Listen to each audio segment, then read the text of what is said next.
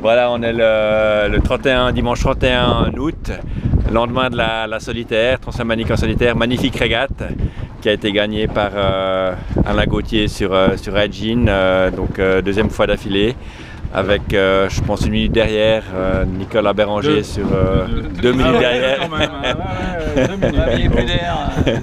sur Fujin, suivi 100, mais devant le Psaros 40 de Jean Psarofagis, quand même, ce qui est remarquable. Alain, qu'est-ce que tu as pensé de cette régate? C'est toujours un bonheur, hein. C'est vrai que j'avais pris beaucoup de plaisir l'année dernière.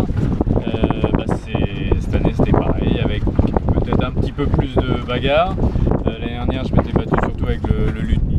Là il y a eu de la bagarre avec Luc aussi qui a très bien navigué sur la montée jusqu'à Lutri. Donc il y a eu de la bagarre tout le temps avec un Nico qui a pas lâché, qui a longtemps été devant.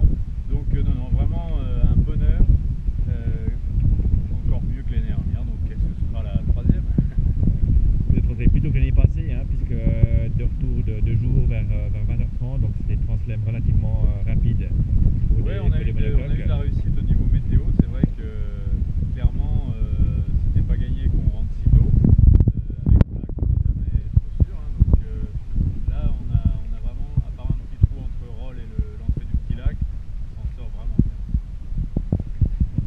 Nico, alors première Transalmanique sur un Psaros 33, quelles sont tes impressions? Le bateau est fantastique, le plan d'eau est top, mais le bateau est vraiment agréable à naviguer, joli à regarder, agréable à faire avancer vite. Il y a quelques manœuvres qui sont parfois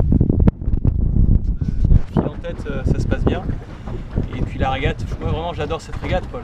Le cadre, le stade est vraiment sympa parce qu'il y a beaucoup de changements, il y a beaucoup de variations. J'ai l'impression que les Suisses ont quelques schémas en tête bien définis et que j'avais pas, je me suis fait piéger sur un truc comme ça.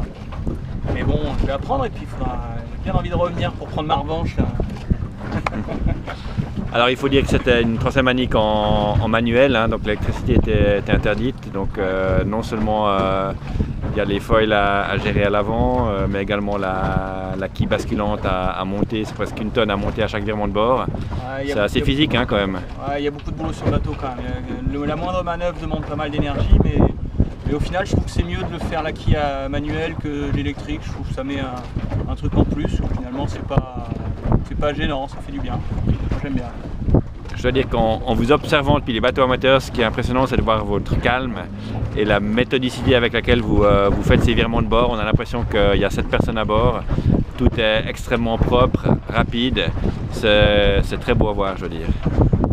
Pas toujours, Il y a eu quelques ratés, Quand tout va bien, c'est vrai que ça peut être joli, mais il y a eu quelques ratés et là, ça peut vite être bien raté.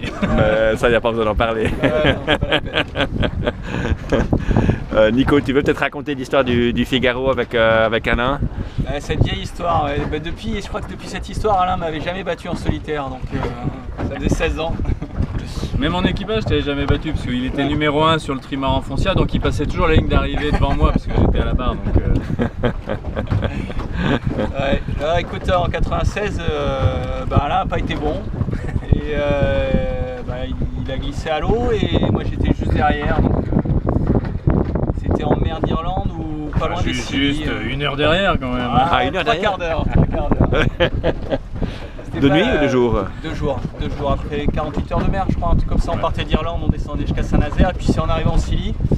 La mer était relativement plate, là, un tout petit clapot, un beau soleil. Et devant moi, en visu, j'avais Camas et Gauthier qui bataillaient sous spi. Et donc je me calais un peu sur l'un ou sur l'autre en fonction de qui gagnait. Et en milieu d'après-midi, je crois qu'Alain croise devant, enfin le bateau d'Alain croise devant le bateau de Franck. Et moi j'arbitrais de derrière, je regarde. Et puis à un moment je vois un truc dans l'eau qui ressemblait à une bouée. Je me dis tiens, il y a un casier de pêcheur, je fais glisser un peu sous spi pour aller voir le courant, savoir si j'étais bien calé dans mes cartes de courant, tout ça, si tout correspondait. Et puis du casier, à un moment je vois une main qui sort de l'eau comme ça. Parce qu'ils avaient même... ça que c'était un bonhomme. Ils avaient même pas donné l'alerte, quoi. Enfin, je n'étais pas au courant, quoi. Tu peux pas, non, quand tu es en solitaire. Personne n'était au courant, quoi. Non. Et le bateau, il était loin, quoi. Enfin, ton bateau, il... J'ai essayé de nager derrière, mais j'avais une polaire, donc j'ai essayé d'enlever la polaire, donc je me suis trouvé à poil à nager derrière le bateau, même s'il avançait qu'à 3 nœuds. Un bon nageur, ça va pas si vite que ça. T'avais un gilet ou bien? Je suis pas. Non, parce que je me penchais pour enlever les algues. Voilà, il y avait mer plate, c'est grand beau temps. Et donc j'ai essayé 3-4 fois d'enlever des algues dans le safran qui était vraiment bien pris. Et puis la 4e fois, je me suis énervé, plus les 48 heures de fatigue dans la pétole qu'on a eu depuis le départ. Voilà, j'ai loupé le chandelier et donc je suis tombé dans l'eau. Donc, et Camas, le bateau de Franck est passé pas loin, j'ai crié, il m'a pas entendu, donc là, c'est vrai que là le moral est un peu descendu, parce que je me suis dit, si là il m'entend pas alors qu'il me donnait pas l'impression d'être très loin, et je me suis dit, celui qui me récupère, il va falloir qu'il soit vraiment prêt ou que je sois pile sur sa route. Donc il y a encore 2 autres bateaux qui sont passés sans me voir, il y en a un qui a empanné avant d'arriver sur moi, et heureusement, Nico est resté droit sur son cap.